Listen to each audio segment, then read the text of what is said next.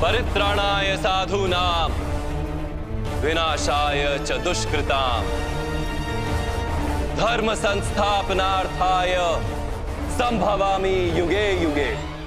मैं कृष्णा हर युग में बार बार अवतार लूंगा, साधुओं की रक्षा करने के लिए, पापियों का संहार करने के लिए और धर्म को दोबारा स्थापित करने के लिए। महाभारत में अर्जुन से कही इस बात के पीछे छुपी है एक ऐसी कहानी जिसका राज शायद ही कोई जानता है। एक ऐसी भविष्यवाणी जो आज हमारी आंखों के सामने सच होती नजर आ रही है। आज हम एक ऐसे युग में जी रहे हैं जहाँ मर्यादा और धर्म की ताकत कम हो रही है और अधर्म, हिंसा, दुख का असर इस पृथ्वी पर पड़ते जा रहा है। लेकिन जल्दी एक ऐसा समय आएगा जब धरती अंदर से फटने लगेगी, आसमान से तेजाब बरसेगा और मानव अपना राक्षसी रूप दिखाएगा और तब एक दिव्य योद्धा प्रकट होगा, सफेद घोड़े पर सवार, आग से लिपटी तलवार लिए, जिसका उद्देश्य होगा इस अंधेरे का अंत करना, इस दुनिया का अंत करना। ये कहानी है भगवान विष्णु के 10वें और आखिरी अवतार की। ये कहानी है कल की अवतार की।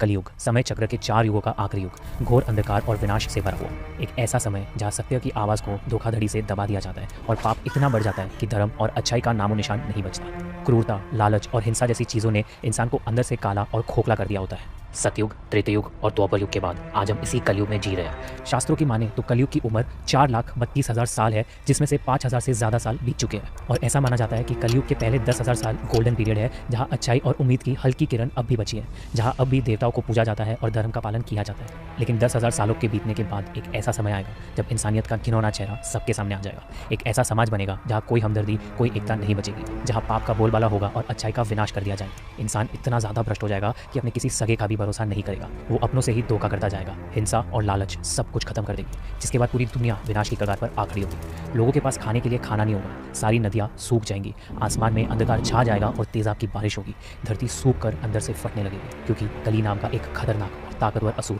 जो क्रूरता, हिंसा और लालच का प्रतीक है, वो अपने चरम सीमा पर होगा। अंधकार से भरा हुआ उसका काला रंग, उसकी चमड़ी जैसे कुरीदी हुई, मुंह से निकलते हुए बड़े बड़े दांत और लालच से भरी हुई ज्वाला जैसी लाल जीभ, आग जैसी चमकती हुई उसकी आंखें और उसके शरीर से आती हुई भयानक बदबू। इस सब से कली एक ऐसा असुर है जिसे देखकर ही इंसान के मन में डर भर जाएगा। कली का निर्माण ही अधर्म, क्रोध और लालच से हुआ है। कली भय, मृत्यु और यातना पर कब्जा कर सकता है। लेकिन कली सिर्फ एक असुर नहीं बल्कि कलयुग का प्रतीक है। कलयुग को उसी के नाम से जाना जाता है। लालच, जलन और हिंसा उसके हथियार है, जिनका इस्तेमाल करके वो लोगों को अपने वश में करता है और उन्हें अपना भक्त बनाता है। ऐसा माना जाता है कि कली आगे चलकर इतना ताकतवर हो जाएगा कि इंसान देवताओं को छोड़कर कली की पूजा करने लगेंगे। कली के कहने पर लोग हर तरह का पाप करने के लिए तैयार हो जाएंगे। इसका असर उनके शरीर पर पड़ेगा। मनुष्य की शक्ल धीरे धीरे एक भयानक रूप ले लेगी। उनकी शक्ल एक नरबक्षी राक्षस जैसी बन जाएगी। वो हिंसक हो जाएंगे और किसी को भी मारकर उनका मांस खाएंगे। कली का असर इतना गहरा होगा कि चारों ओर विनाश का माहौल होगा। हर जगह चोरी, चकारी, लड़ाई या खून खराबा होगा।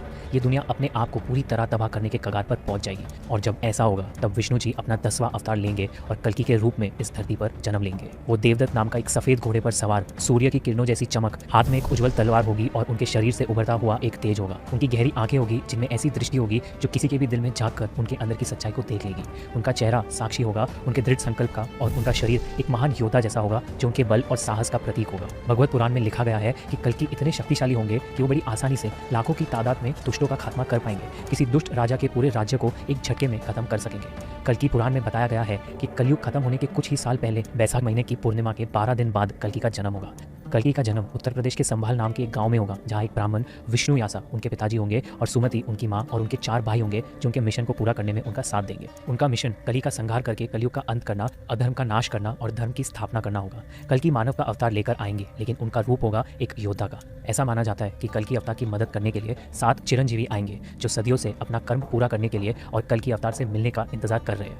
हनुमान, वेदव्यास, परशुराम, राजा बाली, अश्वत्थामा, विभीषण और गुरु कृपाचार्य। वेदव्यास, गुरु कृपाचार्य और अश्वत्थामा उनके पैदा होने के समय उनका दर्शन करने आएंगे और वो ही उनका नामकरण करेंगे। कल्कि, जिसका एक मीनिंग संस्कृत वर्ड कल्का से डिराइव किया गया है, जिसका मतलब है गंध, यानी कल्कि वो है जो इस धरती से सारी गंदगी का सफाया करेंगे। कल्कि का और एक मीनिंग है समय का अंत, यानी वो जो समय के अंत तक रहेंगे। इसके अलावा परशुराम उन्हें अपने शरण में लेंगे और उन्हें सारे वेद, पुराण, शास्त्र चलाना जैसे 64 ज्ञान देंगे।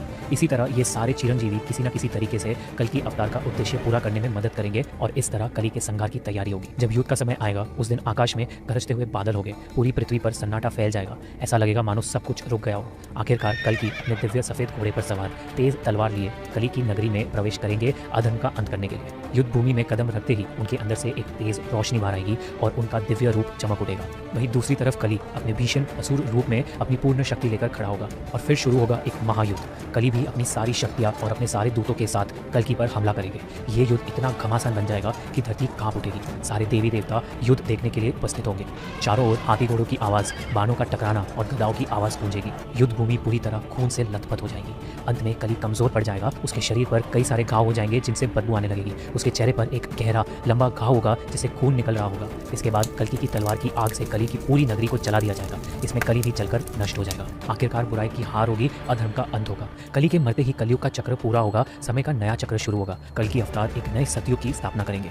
दुनिया भर की सभ्यताओं, धर्मों और साइंस की दुनिया में एक सोच कॉमन है कि एक दिन सब कुछ समाप्त हो जाएगा। हर धर्म के पास अपनी एक अंत की कहानी है, एक प्रकार की भविष्यवाणी जिसे हम अलग अलग नामों से जानते हैं। क्रिश्चियनिटी में आर्मागेडोन, अपोकलिप्स, जजमेंट डे जैसी प्रोफेसीज है, वही इस्लाम में कयामत का दिन, जुडाइज्म में एंड ऑफ डेज। और साइंस की माने तो उनकी भी अपनी थियरीज है, जैसे सूरज का खत्म हो जाना, एस्ट्रॉइड का अर्थ को हिट करना, nuclear Wars, corruption, climate change, pandemic या फिर AI जैसी टेक्नोलॉजीज। लेकिन इन सारी कहानियों में एक चीज़ कॉमन है कि जब जब दुनिया में अधर्म बढ़ेगा, दुनिया अपने अंत की ओर चलती जाएगी। ऐसा माना जाता है कि जयपुर के कल्कि मंदिर में बनी उनके घोड़े देवदत्त की मूर्ति धीरे धीरे जिंदा हो गई। मंदिर बनवाते समय किसी तरह से इस मूर्ति के आगे वाले बाएं पैर पर एक घाव का निशान बन गया था। वो निशान कब और कैसे पड़ा ये कोई नहीं जानता था, लेकिन लाख कोशिश करने के बावजूद उस घाव को नहीं भरा गया, जिस वजह से उसे वैसे ही छोड़ दिया गया। लेकिन हैरानी की बात तो ये है कि समय के चलते वो घाव अपने आप भरता जा रहा है। ऐसा माना जाता है कि देवदत्त धीरे धीरे जिंदा हो रहा है अपने स्वामी कल्कि के इंतजार में। जिस दिन वो घाव पूरी तरह भर जाएगा उस दिन देवदत्त जिंदा हो जाएगा और वही दिन होगा जब कल्कि अवतार का जन्म होगा। कुछ लोगों का ये भी मानना है कि वो घाव जल्दी जल्दी भर रहा है क्योंकि मानवता समय से पहले ही अपनी बुराई की सीमा पार कर रही है और कल्कि समय से पहले ही धरती पर आ जाएंगे। आपके इस बारे में क्या थॉट्स है हमें कमेंट्स में जरूर बताइए। और